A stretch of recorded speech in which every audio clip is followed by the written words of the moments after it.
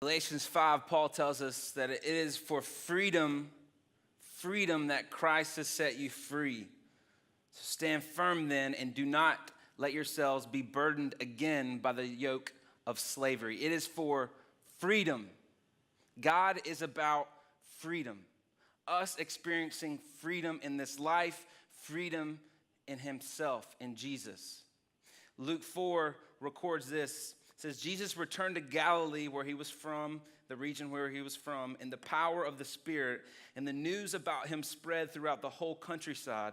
He was teaching in their synagogues, and everyone praised him. Verse 16, he went to Nazareth, where he had been brought up, where he grew up, and on the Sabbath day, as he went into the synagogues, as was his custom, so he went to church, as we would think, he stood up to read, and the scroll of the prophet Isaiah was handed to him. Unrolling it, he found a place where it was written, "The Spirit of the Lord is on me, because he has anointed me to proclaim good news to the poor. He has sent me to proclaim freedom for the prisoners and recovery of sight for the blind, to set the oppressed free, to set the oppressed free, to proclaim the year of the Lord's favor." God is about freedom. Paul goes on to record in 2 Corinthians, but whenever anyone turns to the Lord, the veil is taken away. The thing that was between them and the Lord, the thing that might have kept God hidden for a time, the veil is taken away. Now the Lord is a spirit, and where the Spirit of the Lord is, there is freedom. There is freedom. Paul goes on to say, in him and through him, through faith in him, we may approach God with freedom and confidence. God is about freedom. And for me, freedom is just another word for there's nothing left to hide. There's nothing left to hide. When I think of freedom, it's just another word for, another way to say there's nothing left to hide anymore. And I had, unfortunately, to learn this the hard way. Some of you know part of my story and the fact that I had a complete mental breakdown where I had problems and issues and struggles with anxiety. I would be just struck with fear. I literally was afraid to leave my house at a certain point in my life because of fear. And then I started to struggle with depression. And this rocked me because I thought, man, me, a Christian, a pastor even at the time, why am I struggling with depression?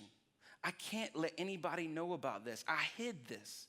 I hid these things. I pushed these things down. I acted like they weren't there. I was not living in the freedom that God wanted me to offer. I was ashamed of these things. I was hiding my fear. I was hiding my depression, and it destroyed me.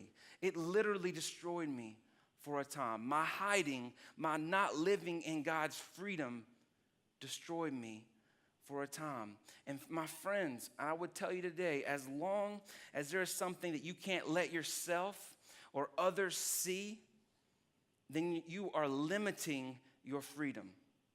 As long as there is something in your life that you can't let yourself experience or see or let others see, then you are limiting the freedom that Jesus wants you to experience. And I'm not saying you have to share everything that's on your mind at all times with everybody, because that would be crazy, right? People would think I'm literally insane if they knew everything that crossed my mind.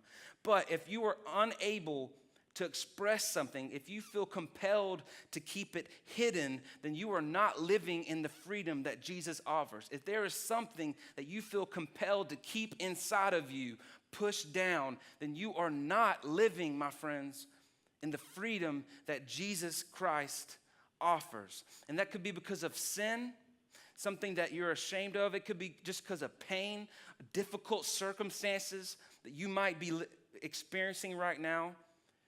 But through those things, we have learned to continually cut off parts of ourselves in response to that pain, in response to those difficult circumstances. We cut parts of ourselves off.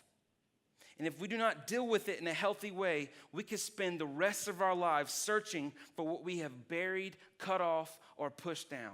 We could spend the rest of our lives searching for those things if we don't deal with it in a healthy way. And so what is that healthy way? And I'm a simpleton, y'all, but I really believe it is Jesus. I believe he is the healthy way that we work through those things that we want to keep hidden. I believe that only Jesus can reclaim, revive, and allow us to re-experience those buried parts of ourselves. Only Jesus can reclaim, revive, and allow us to re-experience those places that we might have wanted to keep hidden. I love what Donald Miller says. He says, sometimes the story we're telling the world isn't half as endearing as the one that lives inside of us. Sometimes the story we're telling the world isn't half as endearing as the one that lives inside of us. Sometimes the story that you and I are telling people around us, whether that's our classmates or our teammates or our family or our friends or different relationships, whoever it is, sometimes the story that we're telling isn't half as good, if it half as rich as the one that Jesus wants to bring out that is inside of us, that we keep trying to be hidden or keep trying to hide or push down. That's the story. Full of the pain, full of the heartache, full of the difficult circumstances that Jesus wants to bring out for his good and for ours. So as I've already read, it is for freedom, y'all, that Christ has set us free. Stand firm then, and do not let yourselves be burdened again by the yoke of slavery. And remember, freedom for me is just another word for there's nothing left to hide. There's nothing left to hide.